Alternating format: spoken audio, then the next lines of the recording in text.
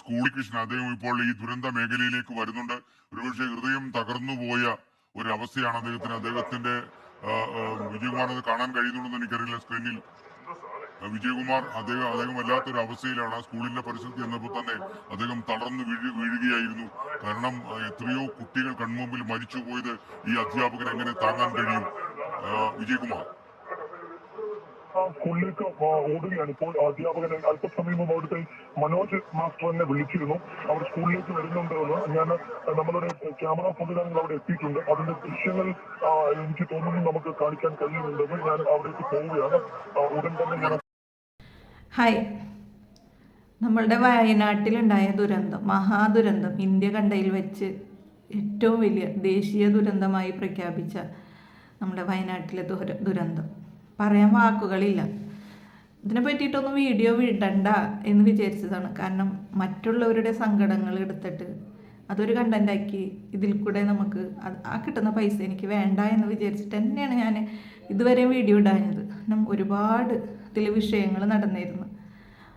പക്ഷെ ഇന്ന് ഞാനൊരു വീഡിയോ കണ്ടപ്പോൾ വിചാരിച്ച് അത് ഇടണം എന്ന് തോന്നി. കാരണം നമുക്ക് ഒരു മാഷിൻ്റെ, ഒരു സ്കൂൾ പ്രിൻസിപ്പാളിൻ്റെ അല്ലെങ്കിൽ ഹെഡ് മാഷിൻ്റെ ഒരു ഹൃദയഭേദകമായ ഒരു കാഴ്ച. അപ്പോൾ അതിന് മുമ്പൊക്കെ ഈ വീഡിയോയിലൊക്കെ ഇങ്ങനെ യൂട്യൂബ് തുറക്കുമ്പോൾ അതിൽ വന്നിട്ടുണ്ടായിരുന്നു ഒരു മാഷ് ഉണ്ടായിരുന്നു. അതിന് ഹെഡ് മാഷാണോ അല്ലെങ്കിൽ സാധാരണ മാഷാണോ എന്നൊന്നും അറിയില്ലായിരുന്നു. ആലപ്പുഴക്കാരൻ ഒരു ഉണ്ണി മാഷ് എന്ന് പറഞ്ഞ മാഷിൻ്റെ ഭാര്യയുടെ ഒരു അഭിമുഖം കണ്ടിട്ടുണ്ടായിരുന്നു.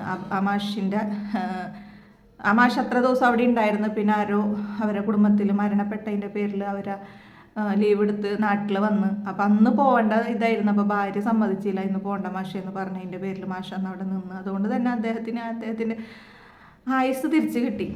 അപ്പോൾ പോയിരുന്നെങ്കിൽ ആ ദുരന്തത്തിൽ ആ മാഷു അവിടെ നിന്ന് പിൻവാങ്ങിയാൻ. അപ്പോൾ ആ ഒരു ഇത് നമ്മൾ കണ്ടിട്ടുണ്ടായിരുന്നു. പിന്നെ ആ സ്കൂളിൻ്റെ അവസ്ഥ നമ്മൾ ഫസ്റ്റ് തന്നെ കണ്ട വീഡിയോ എന്ന് പറഞ്ഞു കഴിഞ്ഞാൽ ആ സ്കൂളിൻ്റെ അവസ്ഥയായിരുന്നു അല്ലേ. ഇങ്ങനെ വയനാട് ദുരന്തത്തിൽ ഫസ്റ്റ് തന്നെ കണ്ടത് ആ സ്കൂള് കാണിച്ചുകൊണ്ടായിരുന്നു എല്ലാവരും വീഡിയോ സ്റ്റാർട്ട് ചെയ്തത് തന്നെ, എല്ലാ ന്യൂസ് ചാനലിലും. അപ്പോൾ അത് രാത്രി കാരണം മാത്രമാണ് ആ അത്രയും കുട്ടികൾ മാത്രം നഷ്ടപ്പെട്ട് 49 കുട്ടികളടക്കം അതിൽ നഷ്ടപ്പെട്ടിട്ടുണ്ട്. അപ്പോൾ ആ ദുരന്തത്തിൽ പെട്ടിട്ടുണ്ട്. അപ്പോൾ അതിൽ നമ്മളിങ്ങനെ സമാധാനിച്ച് റബ്ബേ അത് പകലെങ്ങാനുമാണ് അല്ലെങ്കിൽ അത് സ്കൂളുള്ള ടൈമിലൊക്കെ ആയിരുന്നെങ്കിൽ ആ സ്കൂളിലെ എല്ലാ കുട്ടികളും നഷ്ടപ്പെട്ടാനെ, മാഷന്മാർ നഷ്ടപ്പെട്ടാനെ എന്നൊക്കെ വിചാരിച്ച്. അപ്പോൾ അതിലൊക്കെ ഭയങ്കര വിഷമമായിരുന്നു. പക്ഷെ ഇന്ന് കണ്ടൊരു കാഴ്ച. അപ്പം ഇന്നലെ ഞാൻ ഇന്നലെ മിഞ്ഞാന്നായിട്ട് ആളുടെ ഒരു വീഡിയോ കണ്ടിട്ടുണ്ടായിരുന്നു. മാഷ് ഇങ്ങനെ ആ ദുരന്തഭൂമിയിലേക്ക് വരാനായിട്ട് മറ്റുള്ളവർ സമ്മതിക്കുന്നില്ല. കാരണം കുറേ നിയമവശങ്ങളുണ്ട്, നടക്കാൻ പറ്റൂല. പട്ടാളത്തിൻ്റെയും പോലീസിൻ്റെയും കയ്യിലാണ് അവർക്ക് എല്ലാ കാര്യങ്ങളും ഉണ്ടെങ്കിൽ മാത്രമേ അവർക്ക് അവിടെ ഉള്ളിലേക്ക് പോകാൻ പറ്റുള്ളൂ. അപ്പോൾ ആ മാഷ് പറഞ്ഞിട്ടുണ്ടായിരുന്നു എനിക്ക് പറ്റാവുന്നിടത്തോളം ഞാൻ പോവും, അത് കഴിഞ്ഞിട്ട് ഞാൻ ബസ് എവിടേക്കാണ് പോകുന്നത് അവിടെ വരെ ഞാൻ പോകും, അത് കഴിഞ്ഞിട്ട് ഞാൻ നടന്നു പോകും, എനിക്ക് അവിടേക്ക് എത്തണം എന്നുള്ളൊരു ഭയങ്കര സങ്കടത്തോടു കൂടിയാണ് ആ മാഷ് പറഞ്ഞിരുന്നത്. ഇന്നലെ അദ്ദേഹത്തിൻ്റെ ഒരു ഇൻ്റർവ്യൂ വന്ന്. പക്ഷെ ഇന്ന് കണ്ട കാഴ്ച അതൊരിക്കലും നമുക്ക് മറക്കാൻ പറ്റൂല. കാരണം ഒരു സ്കൂളിനെ അത്രയേറെ സ്നേഹിച്ച എല്ലാ മാഷുമാരും അങ്ങനെ തന്നെയാണ്. സ്കൂളിന് വേണ്ടിയിട്ട് അവർ ഏറ്റവും കൂടുതൽ ചെലവഴിക്കുന്ന സ്ഥലം സ്കൂളാണ്. അപ്പോൾ ആ സ്കൂള് വലുതാക്കി കൊണ്ടുവരാനും അതേപോലെ തന്നെ ആ സ്കൂളിന് വേണ്ടിയിട്ട് ഒരുപാട് പ്രയത്നിക്കുന്ന ഒരുപാട് മാഷുമാരുണ്ട്. കുട്ടികളായിട്ട് കുറേ അറ്റാച്ച്മെൻ്റ് ആവുന്ന മാഷുമാരുണ്ട്. എനിക്ക് തോന്നുന്നു ടീച്ചേഴ്സിനേക്കാളും കൂടുതൽ ചില മാഷുമാരോട് കുട്ടികൾക്ക് ഒരു പ്രത്യേക ഒരു സ്നേഹമുണ്ട്. നമ്മൾ വീഡിയോയിലൊക്കെ ഇങ്ങനെ കാണുമ്പോൾ റിട്ടയർമെൻറ്റിൻ്റെ സമയത്ത് അവർ സങ്കടപ്പെടുന്ന കാര്യങ്ങളൊക്കെ നമ്മൾ കാണാറുണ്ട്. പക്ഷേ ഈ മാഷ് ആ സ്കൂളിലോട്ട് കടന്നു വന്നത് എനിക്ക് അത് കണ്ടിട്ട് എനിക്ക് എൻ്റെ വിഷയമാണ് ഞാൻ പറഞ്ഞത് കേട്ടോ, അത് സഹിക്കാൻ പറ്റാത്തൊരു കാഴ്ച തന്നെയായിരുന്നു.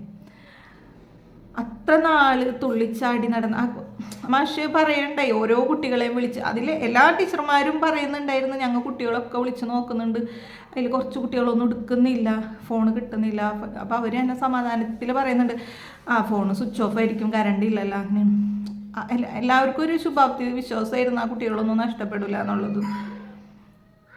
നമുക്ക് നമ്മളെ കേരളത്തിൽ നിന്ന് അർജുനെ നമുക്ക് കാണാതായപ്പോൾ നമ്മൾ ഓരോ മലയാളികളും അകമഴിഞ്ഞ് പ്രാർത്ഥിച്ചു കൊണ്ടിരിക്കുന്ന ഒരു ടൈമിലാണ് ഈ ഒരു വിഷയവും കൂടി നമ്മുടെ കേരളത്തിലുണ്ടായത്. നമുക്ക് താങ്ങാവുന്നതിൽ അപ്പുറമാണ്.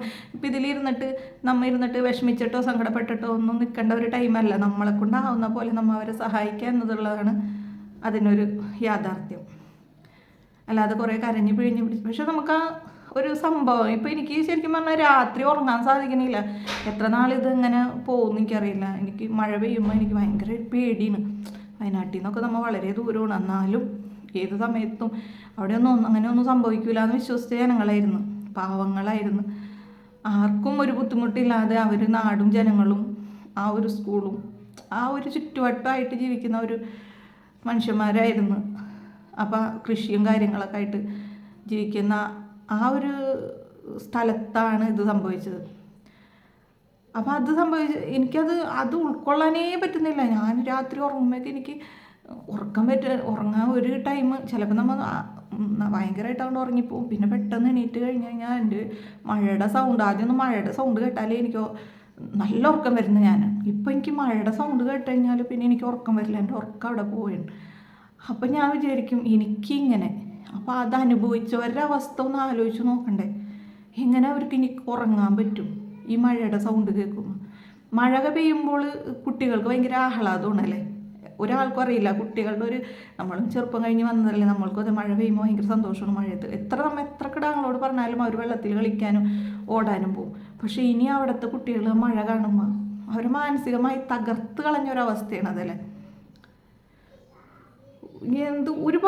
ഒരുപാട് ആളുകളുടെ ഇത് നമ്മൾ കേൾക്കുന്നുണ്ട്.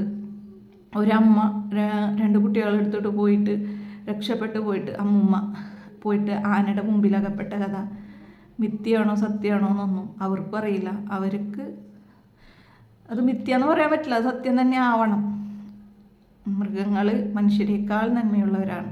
നമ്മൾ അവരെ ആട്ടിപ്പായിച്ചാലും ഒരാപത്ത് കാലത്ത് അവർക്ക് താങ്ങായി നിൽക്കുന്നുള്ളത് തെളിയിച്ചുകൊണ്ടാണ് ഇങ്ങനത്തെ വാർത്തകളൊക്കെ വരുന്നത്. പിന്നെ അതേപോലെ തന്നെ ഒരു ചെറിയ പെൺകുട്ടി 2 പേരെ രക്ഷിച്ചു. ഒരുപാട് പേര് അങ്ങോട്ടും ഇങ്ങോട്ടൊക്കെ രക്ഷപ്പെടുത്തിയിട്ടുണ്ട്. അപ്പോഴും അവർ എല്ലാവരും മാലാഖമാരാണ്. അങ്ങോട്ടും ഇങ്ങോട്ടും ദൈവം ഓരോരുത്തരുടെ മുന്നിലും ഇപ്പോൾ പോയേക്കുന്ന രക്ഷാപ്രവർത്തകരായിക്കോട്ടെ എല്ലാവരും മാലാഖമാർ, ദൈവത്തിൻ്റെ സ്വന്തം കയ്യൊപ്പുള്ളവരാണ്. അവർ പോയിട്ടാണ് ഇത്രയും ജനങ്ങളെ രക്ഷിച്ചു കൊണ്ടുവരുന്നത്. എന്നാലും ഒരു വീട്ടിൽ നിന്ന് ഒരാൾ പോലും പോവാത്ത ഒരു ദാരുണമായ ഈ സംഭവം അത് ഉൾക്കൊള്ളാനായിട്ട് നമ്മളെ കേരളീയ ജനതക്കൊന്നും പറ്റുമെന്ന് തോന്നണില്ല. ആർക്കായാലും അത് പറ്റൂല, സഹിക്കാൻ പറ്റണില്ല. ഞാൻ അപ്പോൾ ചോദിക്കും, നിങ്ങളെന്ത് കൊടുത്തു എന്ന്. നമുക്ക് ഈ ഭൂമിയിൽ ഒന്നുമില്ലാത്തവരാണ്. കൊടുക്കാൻ ഞാൻ പറയുക നമുക്ക് എന്തെങ്കിലും കൊടുക്കണം എന്ന് വിചാരിച്ച് എനിക്ക് ഇപ്പോഴത്തെ അവസ്ഥ അങ്ങനെയാണ്. ഞങ്ങളും അതേ മഴയിലും സംഭവത്തിലൊക്കെ നിൽക്കണത്. എന്തെങ്കിലും ആപത്ത് വരുമ്പോൾ നമ്മളെ കയ്യിലൊന്നും ഉണ്ടാവില്ല. എന്തെങ്കിലുമൊക്കെ കൊടുക്കണം, അല്ലെങ്കിൽ ഏതെങ്കിലും ഒരു വീട്ടുകാർക്ക് ഒരു വീട് വെച്ച് കൊടുക്കണം എന്നൊക്കെ ഭയങ്കര ആഗ്രഹമുണ്ട്. പക്ഷെ നമുക്ക് പോലും സ്വന്തമായിട്ടൊരു വീടില്ല. അങ്ങനത്തെ ആഗ്രഹങ്ങളൊന്നും വെച്ചിട്ട് കാര്യമില്ലല്ലോ. പിന്നെ അതേപോലെ തന്നെ വിചാരിക്കുന്നുണ്ട്, മാതാപിതാക്കൾ നഷ്ടപ്പെട്ട ഏതെങ്കിലും കുഞ്ഞിനെ നമുക്ക് കിട്ടിയിരുന്നെങ്കിൽ നമ്മുടെ മക്കളെ പോലെ വളർത്തായെന്ന് അങ്ങനെയൊക്കെയുള്ള ആഗ്രഹങ്ങളുണ്ട്. പക്ഷെ ഒന്നും നിയമവശങ്ങളൊന്നും സമ്മതിക്കില്ല എന്നാണ് തോന്നുന്നത്. കാരണം നമ്മുടെ മക്കളെ പോലും വളർത്താനുള്ള സാമ്പത്തിക ശേഷി നമ്മൾക്കില്ല. അപ്പം അങ്ങനത്തെ ആൾക്കാർക്ക്, എനിക്ക് അങ്ങനത്തെ സാമ്പത്തികത്തിനോടൊന്നും അത്ര ആഗ്രഹങ്ങളുള്ള വ്യക്തിയല്ല കേട്ടോ. ഞാൻ ഇങ്ങനത്തെ ഉള്ള സന്ദർഭത്തിൽ ഞാൻ ആഗ്രഹിച്ചു പോയിരുന്നു, എനിക്കുണ്ടായിരുന്നെങ്കിൽ റബ്ബേ എന്തെങ്കിലുമൊക്കെ ഉണ്ടെങ്കിൽ ഇങ്ങനെയുള്ള ആൾക്കാരെയൊക്കെ നമുക്ക് സഹായിക്കായിരുന്നല്ലോ. കാരണം അത് ഇത്ര നാൾ എനിക്ക് അങ്ങനത്തെ ആഗ്രഹങ്ങളൊന്നുമില്ല. എനിക്കങ്ങനെ കുറേ സ്വത്തോ എനിക്കുള്ളതിൽ ഞാൻ തൃപ്തിയാണ്, അൽഹംദുലില്ലാ. പക്ഷെ ഇത് ഇങ്ങനത്തെ കാര്യങ്ങളൊക്കെ വരുമ്പോൾ സഹിക്കാൻ പറ്റുന്നില്ല. കൊടുക്കണം, സഹായിക്കണം എന്നൊക്കെ ഭയങ്കര ആഗ്രഹമുണ്ട്. പക്ഷെ നമ്മളെ കയ്യിൽ അള്ളാഹിനുള്ള തന്നിട്ടില്ല. അതുകൊണ്ട് തന്നെ അതിൽ ഭയങ്കര വേദനയാണ്. എന്തെങ്കിലുമൊക്കെ ചെയ്യണം എന്നാണ് ഭയങ്കര ആഗ്രഹമുണ്ട്. ഞാനിതൊക്കെ എന്തൊക്കെയാണ് പറഞ്ഞു പോകണമെന്നൊന്നും എനിക്കറിയില്ല. അങ്ങോട്ട് പറഞ്ഞ് ആ മാഷിൻ്റെ ആ ഇതിൽ ആ മാഷ കുട്ടികൾക്ക് വേണ്ടി കരയുന്നത് കണ്ടപ്പോൾ നമ്മ ഓരോരുത്തരും ഇനി എത്ര നാൾ കഴിയണം ആ സ്വർഗഭൂമി അതേപോലെ തന്നെ ആവണമെന്നുണ്ട് അറിയില്ല. അതിലുള്ള ഓരോ ഉമ്മമാരും അല്ലെങ്കിൽ ഓരോ സഹോദരന്മാരും പറയുന്നത് ഞങ്ങൾക്ക് ആ ഒരു സ്ഥലം വേണ്ട എന്നുള്ളതാണ്. കാരണം അവർക്കതൊരു ദുരന്ത മൂവി തന്നെയാണ് അല്ലേ. നമ്മൾ ഓരോ വീഡിയോയിലും ആ ഒരു പിക്ചർ ഫസ്റ്റത്തെ ഒരു ആദ്യമുണ്ടായിരുന്ന കാഴ്ചകൾ കാണുമ്പോൾ മനസ്സിനൊരു കുളിർമയാണ്. എപ്പോഴും നമ്മൾ വിചാരിക്കും നമുക്ക് അങ്ങനെയുള്ള സ്ഥലത്ത് പോയിട്ട് ജീവിക്കണം, ആഗ്രഹങ്ങളുണ്ടാവുമല്ലേ, അങ്ങനെയുള്ള പച്ചപ്പും ഇങ്ങനെ നല്ലൊരു സന്തോഷമാണ്. പക്ഷെ ഇപ്പം അത് ആലോചിക്കുമ്പോൾ, അങ്ങനത്തെ സ്ഥലങ്ങൾ ആലോചിക്കുമ്പോൾ തന്നെ നമുക്ക് പേടിയാണ് വരുന്നത്. എൻ്റെ കാര്യമാണ് കേട്ടോ പറഞ്ഞത്. എന്തായാലും നിങ്ങളെല്ലാവരും എൻ്റെ വീഡിയോ എത്ര പേർക്ക് ഇത് എത്തും എന്നൊന്നും എനിക്കറിയില്ല. എത്തുന്ന ഓരോരുത്തരും നിങ്ങളെ കൊണ്ടാവുന്നത് പോലെ സഹായിക്കാൻ ശ്രമിക്കുക. പിന്നെ നമ്മളതിൽ ചിലപ്പോൾ 500 രൂപയായിരിക്കും ഉണ്ടാവുക. ആ 500 രൂപ നമ്മൾ സർക്കാരിൻ്റെ അക്കൗണ്ടിലോട്ട് ഇട്ട് കൊടുക്കുക, മുഖ്യമന്ത്രിയുടെ ദുരിതാശ്വാസ ഫണ്ടിൽ. അതും പറയുന്നുണ്ട്, അതവിടെ എത്തുമോ എന്തോന്നൊന്നും അറിയില്ല. പക്ഷെ നമുക്ക് പടച്ചവനെ സാക്ഷി നിർത്തിയിട്ട് ആ 500 രൂപ എത്തട്ടെ എന്ന് ഒരു ഇതിൽ വിശ്വാസത്തിൽ കൊടുക്കുക, അത്രേ ഉള്ളൂ. ഇനി ഇതിനെ പറ്റിയിട്ട് എന്ത് പറയണമെന്നൊന്നും എനിക്കറിയില്ല. ഞാൻ പറഞ്ഞപ്പോൾ ഒരുപാട് കാര്യങ്ങൾ ഇങ്ങനെ പറഞ്ഞു പോയി, വിഷമങ്ങൾ. നമ്മളെ സാധാരണക്കാരായ എന്നെപ്പോലുള്ള ഒരുപാട് സഹോദരിമാരുണ്ടാവും, അല്ലെങ്കിൽ സഹോദരന്മാരുണ്ടാവും, ഇതുപോലെ തന്നെ ഒന്നും കൊടുക്കാനില്ലല്ലോ എന്ന് ആലോചിച്ച് വിഷമിച്ചിട്ടൊക്കെ. അപ്പം അങ്ങനെയുള്ളവർ, കൊടുക്കാനില്ലാത്തവർ പരമാവധി വീഡിയോ ഷെയർ ചെയ്ത് പോവാം. അപ്പം അങ്ങനെയാണെങ്കിൽ ആരെങ്കിലുമൊക്കെ നമ്മളെ വീഡിയോ ഒക്കെ കണ്ടിട്ട് അവർക്കൊരു സഹായം കിട്ടുന്നുണ്ടെങ്കിൽ കിട്ടട്ടെ. ഞാൻ ഈ വീഡിയോയിൽ അതിനെ പറ്റിയിട്ടൊന്നും പറഞ്ഞിട്ടില്ല, അധികമൊന്നും പറഞ്ഞിട്ടില്ല, എന്നാലും ഞാൻ പറയണം, വേറെ ഒന്നുമല്ല. പരമാവധി ഇപ്പം എൻ്റെ വീഡിയോ അല്ലെങ്കിലും ഇതിനെപ്പറ്റിയുള്ള വീഡിയോകൾ നമ്മളുടെ സർക്കാരിലോട്ടുള്ള സഹായങ്ങൾ എത്തട്ടെ എന്ന് പ്രാർത്ഥിക്കുക. പിന്നെ അതേപോലെ തന്നെ ആരെങ്കിലും മാതൃഭൂമിയുടെ ഓഫീസിൽ, ഓരോ ന്യൂസ് ചാനലിൻ്റെ ഓഫീസുകളിൽ, പിന്നെ അതേപോലെ തന്നെ ഇൻഫ്ലുവൻസിൻ്റെ തന്നെ ഒരുപാട് ഫണ്ടുകളൊക്കെ ഉണ്ട്. അതിലൊക്കെ നിങ്ങൾക്ക് വിശ്വാസമുള്ളവരുടെ കയ്യിൽ നിങ്ങൾക്ക് പറ്റാവുന്നത് പോലെ ആ സഹോദരങ്ങൾക്ക് എത്തുന്നത് പോലെയുള്ള കാര്യങ്ങൾ ഏൽപ്പിക്കുക.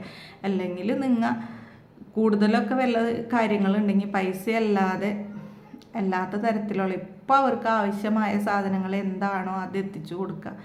അതിപ്പോൾ ഈ ദുരിതാശ്വാസ നിധിയുടെ ഓരോ ഓഫീസിൽ ആരെങ്കിലുമൊക്കെ ഇപ്പോൾ സെർച്ച് ചെയ്താലൊക്കെ കിട്ടും. ആ നമ്പറിലോട്ടൊക്കെ വിളിച്ച് ചോദിച്ചിട്ട് എന്താണ് ആവശ്യം, ആ ആവശ്യത്തിനനുസരിച്ചുള്ള സാധനങ്ങൾ എത്തിച്ചു കൊടുക്കുക, ശ്രദ്ധിക്കുക.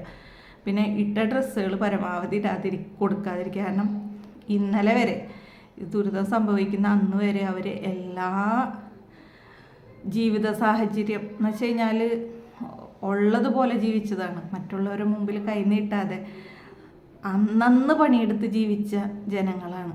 അപ്പോൾ ഒറ്റ രാത്രി കൊണ്ട് നാളെ നമ്മൾക്ക് എന്താണ് അവസ്ഥ എന്നൊന്നും പറയാൻ പറ്റില്ല. അപ്പോൾ ഒറ്റ രാത്രി കൊണ്ട് എല്ലാം നഷ്ടപ്പെട്ട സഹോദരങ്ങളാണ്. അപ്പോൾ പരമാവധി നല്ല ഇട്ട ഡ്രസ്സ് കൊടുക്കാതെ നമ്മൾ പുതിയത് തന്നെ, കുറേ വില കൂടിയതൊന്നും വേണ്ടല്ല, ഉള്ളതുപോലെയുള്ള ഡ്രസ്സുകൾ എത്തിച്ചു കൊടുക്കുക. നിങ്ങൾക്ക് ആവുന്നത് പോലെ സഹായിക്കാം. അപ്പോൾ ഇന്നത്തെ വീഡിയോ ഇത്രയേ ഉള്ളൂ. വീഡിയോ നിങ്ങൾക്ക് ഇഷ്ടമാവുകയാണെങ്കിൽ ലൈക്ക് ചെയ്യാനും സബ്സ്ക്രൈബ് ചെയ്യാനും മറക്കണ്ട. അടുത്തൊരു വീഡിയോ വരുന്നവരെ എല്ലാവർക്കും ബൈ.